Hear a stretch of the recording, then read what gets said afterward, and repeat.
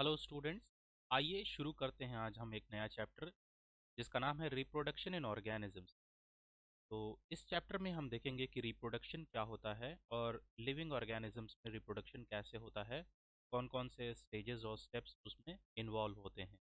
तो सबसे पहले हम शुरू करते हैं इसकी एक जनरल डेफिनेशन से कि रिप्रोडक्शन क्या होता है। तो जब हम डिफाइन करते हैं रिप्रोडक्शन के बारे में, तो हम ये लिख सकते हैं या हम ये कह सकते हैं कि it is a only fundamental characteristic of living organism in which the genetic material can be transmitted from one generation to the other generation. तो हम इसको यहाँ पर लिख लेते हैं कि रिप्रोडक्शन क्या है। तो reproduction is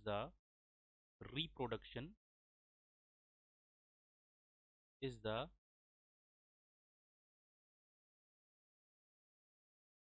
fundamental characteristic fundamental fundamental characteristic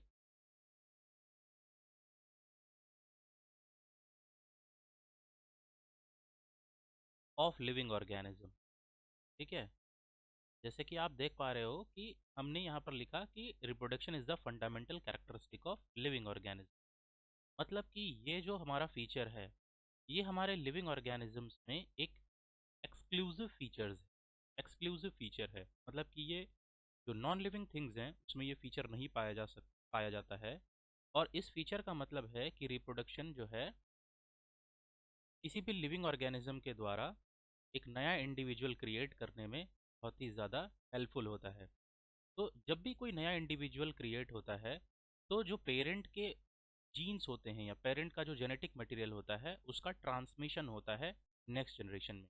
तो हम यहाँ पर एक पॉइंट को मेंशन कर देते हैं जो कि कहता है कि इट इन्वॉल्व्स, ठीक है, मतलब reproduction involves transmission of it involves transmission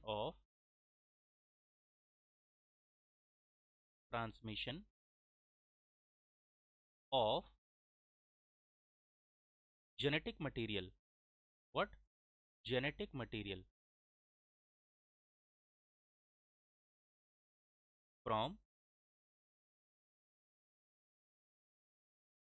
one generation to the other generation, from one generation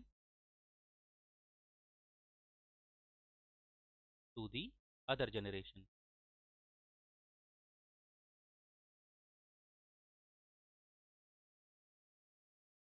ठीक है। तो जैसे कि आप देख पा रहे हो कि मान लीजिए हमारे पास में एक ऑर्गेनिज्म है ए, और ये ऑर्गेनिज्म अगर कुछ इंडिविजुअल्स को क्रिएट करता है, मतलब कि कुछ ऑफ स्प्रिंग्स को प्रोड्यूस करता है जो कि हो सकते हैं बी और सी। तो यहाँ पर हम ये कहेंगे कि इसके अंदर जो जेनेटिक मटेरियल है वो बी और सी में ट्रांसफ़र होगा, मतलब कि वो ट्रांसमिट होगा, मतलब कि वो कैरी ऑन होगा बी और सी में। तो उसी से हमने ये सेकंड पॉइंट निकाला है कि it involves transmission of genetic material from one generation to the other generation. Okay. तो यहाँ पर क्या होता है कि जब हमारा जेनेटिक मटेरियल एक जनरेशन से दूसरी जनरेशन में ट्रांसफ़र होता है, तो इससे लाइफ इंश्योर होती है कि जो लाइफ है या लिविंग ऑर्गेनिजम्स हैं वो सरवाइव कर सकें for a long period of time. So living organisms living organisms survive on earth survive on earth due to reproduction due to reproduction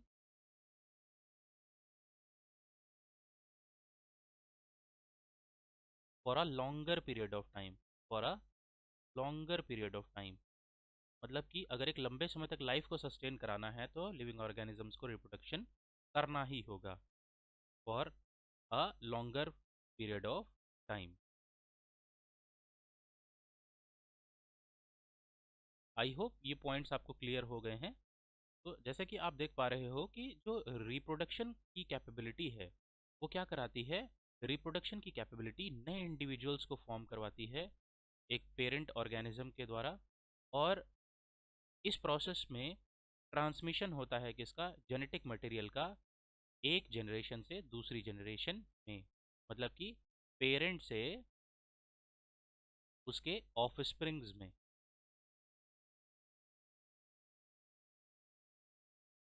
और हम ये भी कह सकते हैं कि अगर हमें लाइफ को सरवाइव कराना है अर्थ पर, लिविंग ऑर्गेनिजम्स को सरवाइव कराना है, स्पीशीज़ को सस्टेन कराना है, तो हमारे यहाँ पर लिविंग ऑर्गेनिजम्स रिप्रोड्यूस ज़रूर करें या रिप्रोडक्शन की कैपेबिलिटी लिविंग ऑर्गेनिजम्स में हो। ठीक है। तो यहाँ पर कुछ टर्म्स हैं हमें ये जानना होगा लिविंग ऑर्गेनिज्म से रिलेटेड। फर्स्ट टर्म है लाइफ स्पैन के बारे में, कि लाइफ स्पैन क्या होता है। तो लाइफ स्पैन क्या होता है आइए देख लेते हैं। देखिए, लाइफ स्पैन का मतलब होता है कि किसी भी लिविंग ऑर्गेनिज्म का उसकी बर्थ से उसकी डेथ तक टाइम ड्यूरेशन। ठीक है, life span means the time period और द ड्यूरेशन, यहाँ पर लिख लेते हैं पीरियड और the duration from the birth from the birth of an organism. ये ऑर्गेनिज्म कोई भी हो सकता है, ये सिंगल सेल्ड भी हो सकता है या मल्टी सेल्ड भी हो सकता है, मतलब कि यूनिसेल्युलर या मल्टी सेल्युलर भी हो सकता है। तो from the birth of an organism to the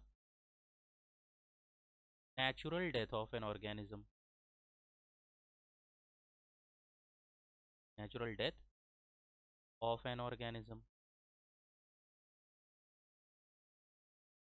मतलब कि एक लिविंग ऑर्गेनिज्म अगर अपनी बर्थ से अपनी नेचुरल डेथ तक सरवाइव कर जाए तो हम कहेंगे कि हाँ उसने अपना लाइफ स्पैन कवर कर लिया है। मतलब कि किसी लिविंग ऑर्गेनिज्म की अगर बर्थ होती है और वो एक टाइम आने के बाद में उसकी नेचुरल डेथ होती है, उसकी एजिंग होती है, उसके बाद उसकी नेचुरल डेथ होती है, तो हाँ हम ये कहेंगे कि हाँ उस लिविंग ऑर्गेनिज्म में अपना लाइफ स्पैन जो है वो कंप्लीट किया है। तो देखिए, लाइफ स्पैन जो है वो लिविंग ऑर्गेनिज्म के साइज पे डिपेंड नहीं करता है। लाइफ स्पैन जो है वो डिपेंड करता है स्पीशीज़ टू स्पीशीज़। जैसे कि फॉर एग्जांपल अगर हम बात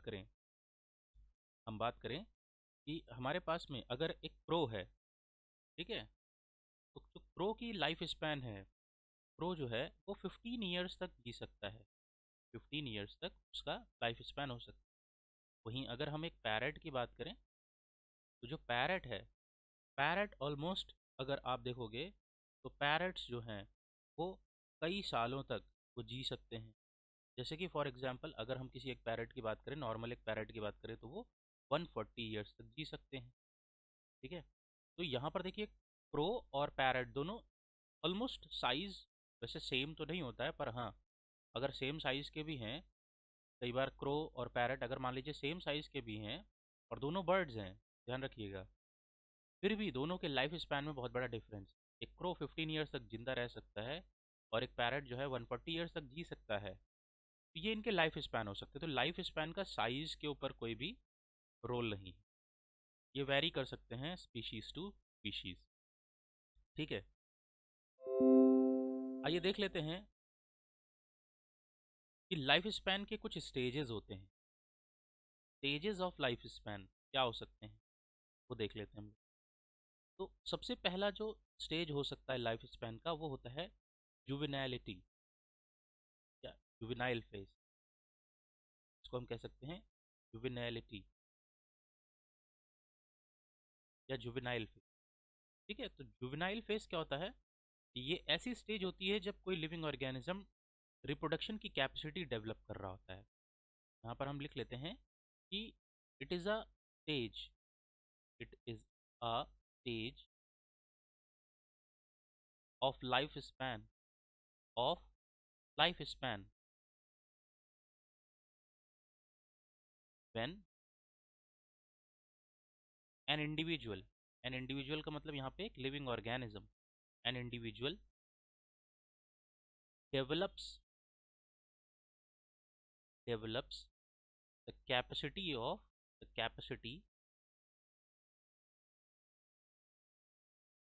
कैपेसिटी ऑफ या कैपेसिटी फॉर रिप्रोडक्शन कर सकते हैं हम लोग।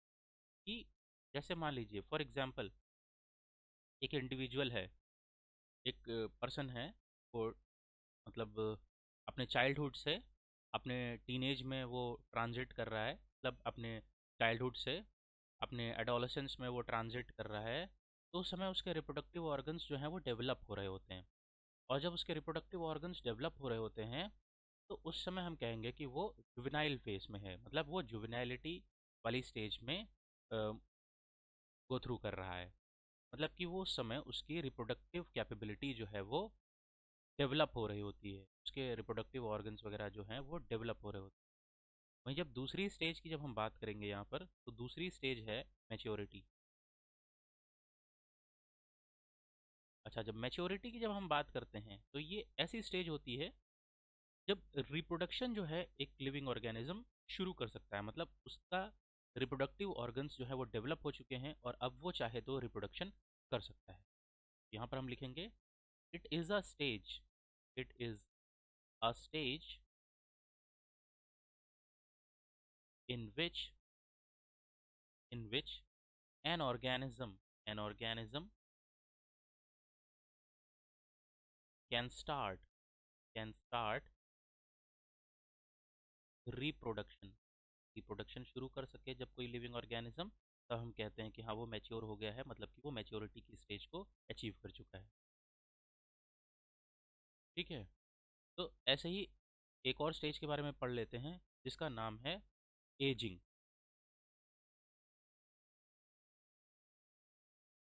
ठीक है, एजिंग। तो यहाँ पर जब आप एजिंग की बात करेंगे, तो एजिंग का मतलब होता है कि एक प्रोग्रेसिव प्रोग्रेसिव डिटेरियोरेशन हो जाए बॉडी का। ठीक है, एजिंग में क्या होता है, it is a stage, it is a stage when a body progressively decreases its capability, progressively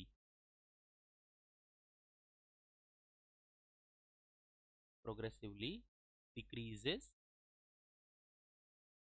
its capabilities, its capability capabilities। मतलब कि जब किसी इंडिविजुअल की बॉडी जो है प्रोग्रेसिवली, मतलब कि स्टेप बाय स्टेप ऐसी होती जाए कि हाँ उसमें कमियां आती जाएं, तब हम कहेंगे कि हाँ उसके अंदर एजिंग हो रही है, मतलब उसके टिश्यूज़ जो हैं वो ओल्ड हो रहे हैं और अब उनमें पुरानी स्थिति जो है नहीं आ पा रही है, पुरानी स्टेज जो है, मतलब दोबारा से पुराने जैसी कैपेबिलिटीज़ नहीं आ पा रही हैं, मतलब कि उनकी जो कैपेबिलिटी है, की जो क्षमता है वो डिक्रीज़ होती चली जा रही है। तो हम कहेंगे कि हाँ पर्सन की जो बॉडी है, उसके जो टिश्यूज़ हैं, उसके जो ऑर्गन्स हैं वो एज हो रहे हैं और उसके लाइफ स्पैन का एजिंग स्टेज आ गया है। एजिंग से ही रिलेटेड एक और स्टेज है जिसको हम बोलते हैं सेनेसेंस।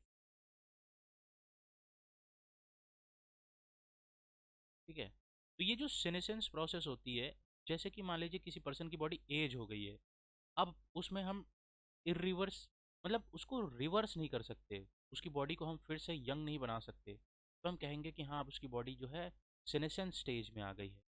यहाँ पर हम लिख लेते हैं कि it is the stage, it is the stage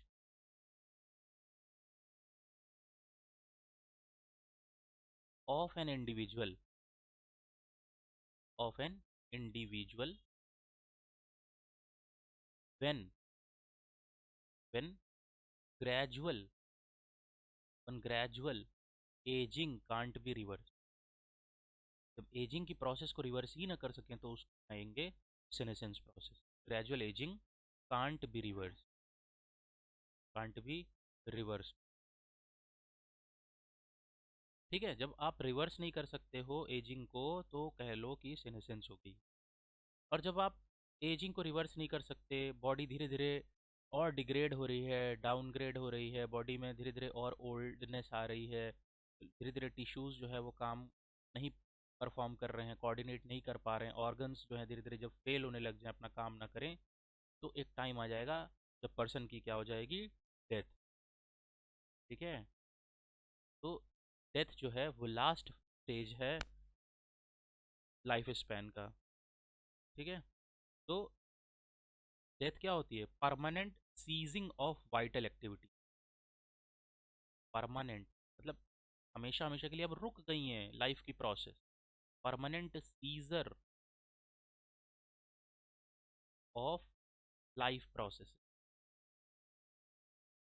life की सारी प्रोसेसेस जो हैं, जैसे कि रेस्पिरेशन, ठीक है, circulation, excretion, all such type of activities जब सब रुक जाएं, तो हम कहेंगे कि हाँ पर्सन अब जो है सारी अपनी लाइफ के स्पैन को पार कर चुका है और अब वो लास्ट स्टेज में आ गया है जो कि है डेथ। और डेथ के बाद यू नो व्हाट हैपन।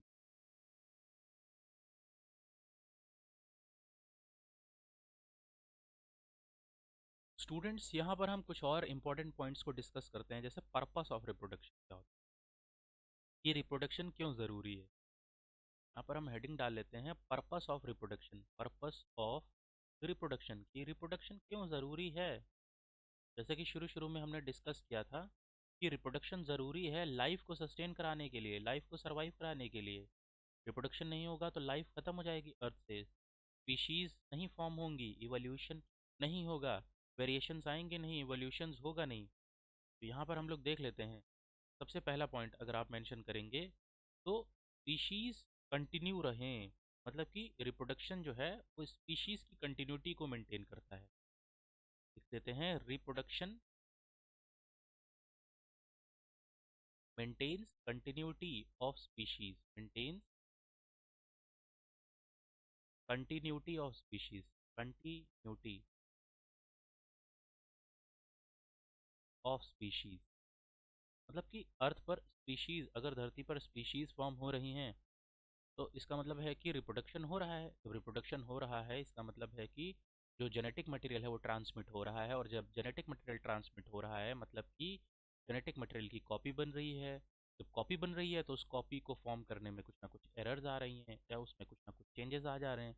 उसकी वजह से वेरिएशन हो रहा है जेनेटिक मटेरियल में, और जब वेरिएशन हो रहा है तो जो फेवरेबल वेरिएशंस होंगे वो नई स्पीशीज़ को फॉर्म कराएंगे। अब दूसरा पॉइंट, ये सारे पॉइंट्स हम लोग डिटेल में भी पढ़ेंगे आने वाले चैप्टर्स में। तो हम यहाँ पर कह सकते हैं कि जैसे कोई भी लिविंग ऑर्गेनिज्म है तो उसकी एक पॉपुलेशन होती है। उस पॉपुलेशन में कितने यंग होंगे, कितने एडल्ट होंगे, कितने ओल्ड होंगे, तो उनकी पॉपुलेशन में जो है नंबर मेंटेन करना जो है वो रिप्रोडक्शन की वजह से ही हो पाता है। तो it maintains it maintains the number of the number of individuals individuals in a population, in a population. ठीक है, किसी भी, आप देखेंगे कि कोई एक जंगल है वहाँ पर डियर्स हैं, तो बहुत सारे डियर्स को लायन जो है वो मार देते हैं रोज़, या जो प्रीडेटर्स हैं वो मार देते हैं, फिर भी उनका नंबर जो है वो मेंटेन रहता है। ऐसा नहीं है कि बहुत ज़्यादा डिक्लाइन कर जाता है, हाँ उनका नंबर जो है वो मेंटेन रहता है, पर वो सब पॉसिबल है बिकॉज ऑफ रिप्रोडक्शन। ठीक है, तो जैसे कि हमने पहले डिस्कस किया हुआ है कि reproduction maintains continuity of species, और स्पीशीज़ तभी बनेंगी जब वेरिएशन हो, और वेरिएशन कब पॉसिबल है, जब रिप्रोडक्शन हो रहा होता है। तो रिप्रोडक्शन